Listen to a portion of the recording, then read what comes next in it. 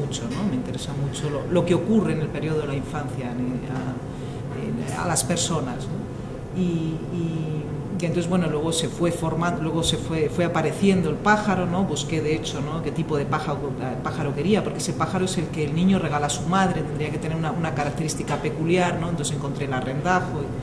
Pero bueno, con esto quiero decir que hay veces que uno no puede dar cuenta de sus propios procesos que tienen algo de misterio para el propio creador, ¿no? Y a veces me pregunto, ¿aquello cómo se me...? Y no lo recuerdo, ¿no? Me imagino que es porque hay algo de inconsciente en ello, y, en fin, necesitaríamos a Freud para explicar muchas cosas, ¿no?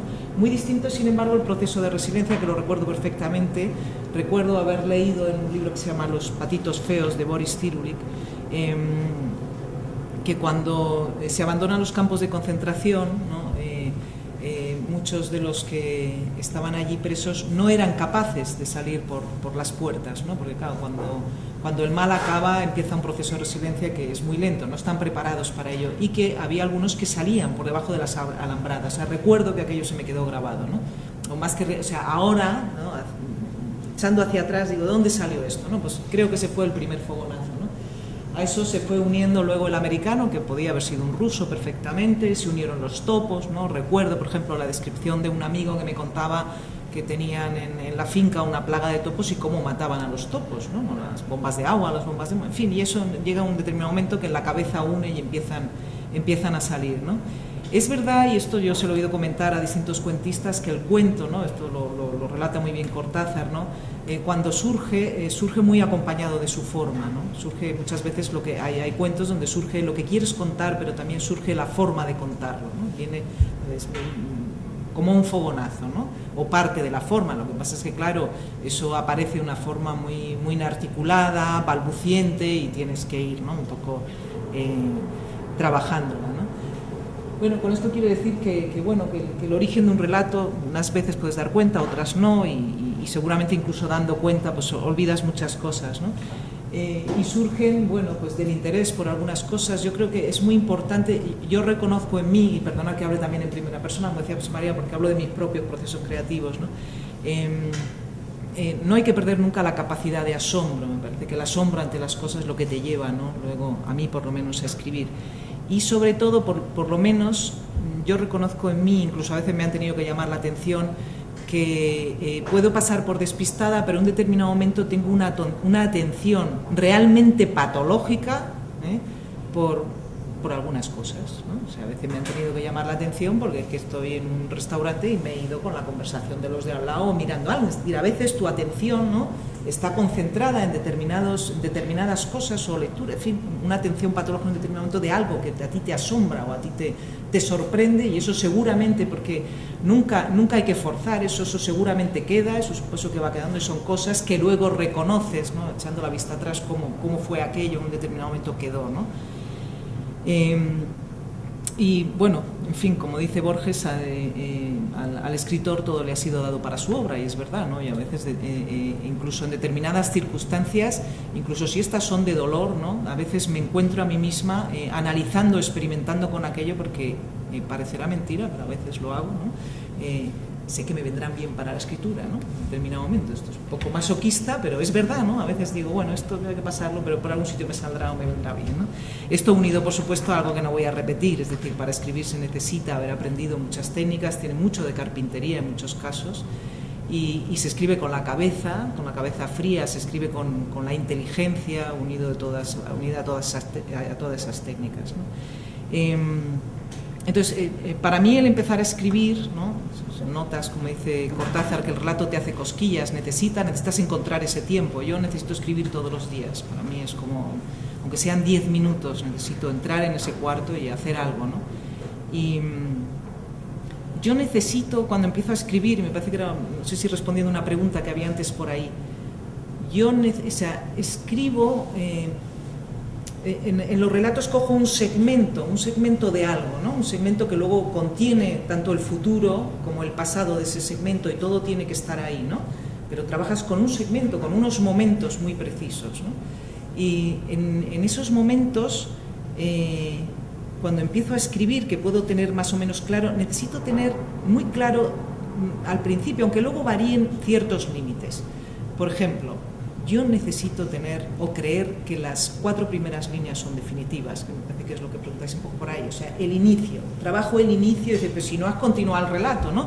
Me da, o sea, porque si no me está molestando, durante todo el proceso creativo me está molestando ese inicio que no es ahí por donde hay que comenzar, no son las palabras exactas, no es el tono, no ya es una cuestión de quién lo narra, cómo se narre, no, hay algo, me molesta durante las 5 o 6 páginas o una página que transcurra ese relato, me está molestando continuamente.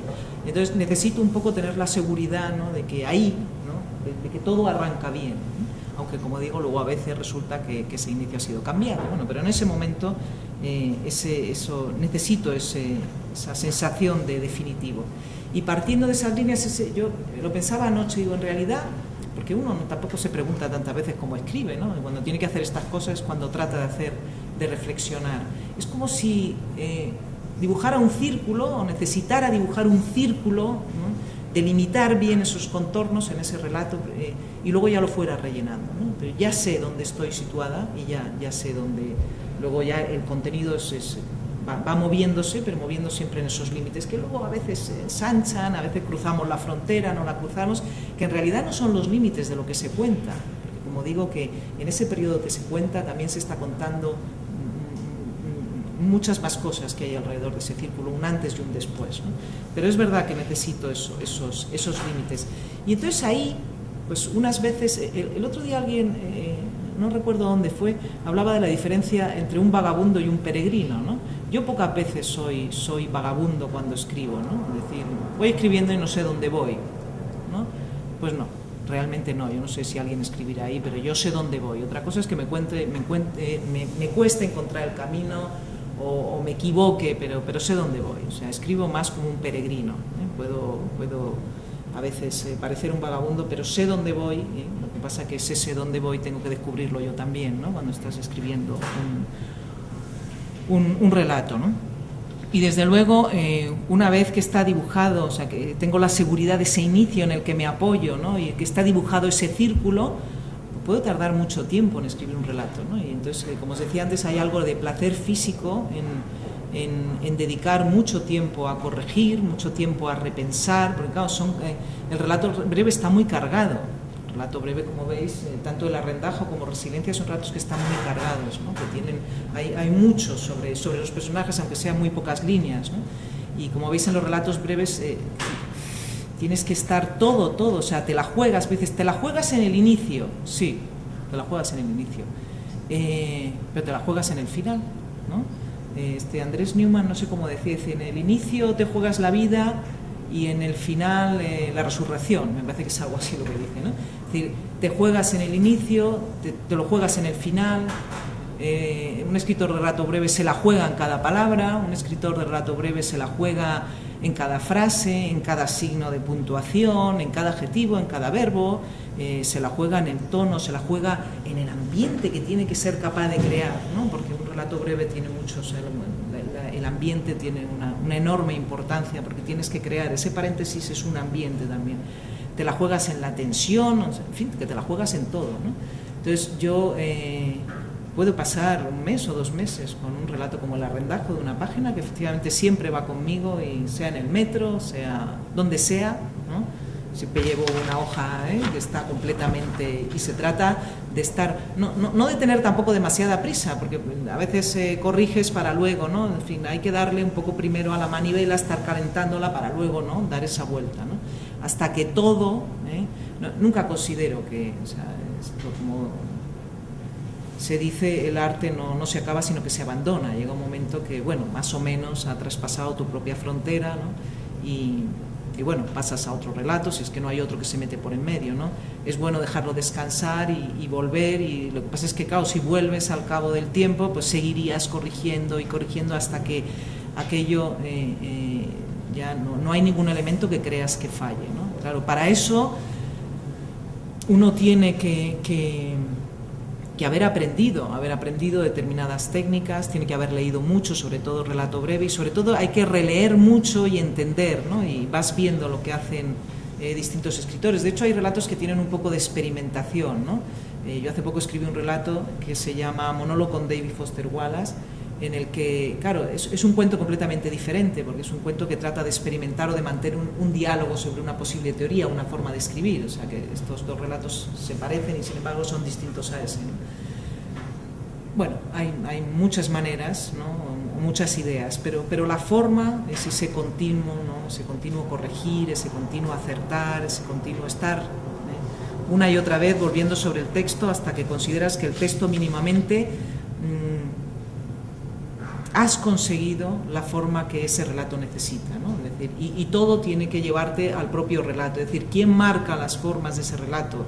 ¿Qué palabras necesita ese relato? ¿Qué tono necesita ese relato? Eso lo tienes que encontrar y es el propio relato. Todo tiene que recaer y cerrarse sobre el propio relato.